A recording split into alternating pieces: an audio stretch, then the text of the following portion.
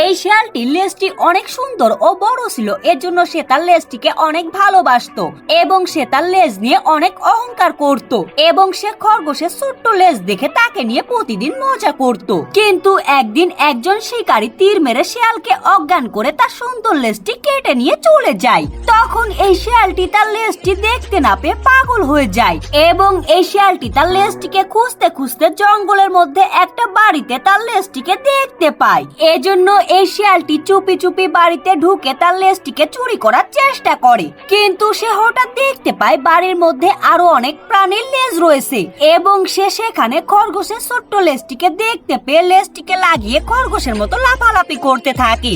এরপর সে বাঘের লেজ লাগিয়ে নিজেকে বাঘ ভাবতে থাকে এবং এভাবে সে সব প্রাণীর লেজ লাগিয়ে নিজেকে সব ধরনের প্রাণীর মতো দেখাতে থাকে।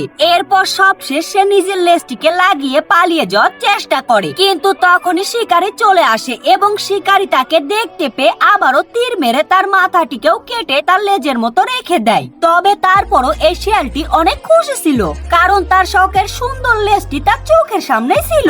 এরপর হঠাৎ একদিন শিয়ালটি দেখতে পায় খরগোশটিও তার মতো নিজের লেজটিকে খুঁজতে শিকারীর বাড়িতে এসেছে, কিন্তু খরগোশটি নিজের লেজটিকে না নিয়ে গিয়ে শিয়ালটির শখের লেজটিকে চুরি করে লাগিয়ে নিয়ে চলে যায়।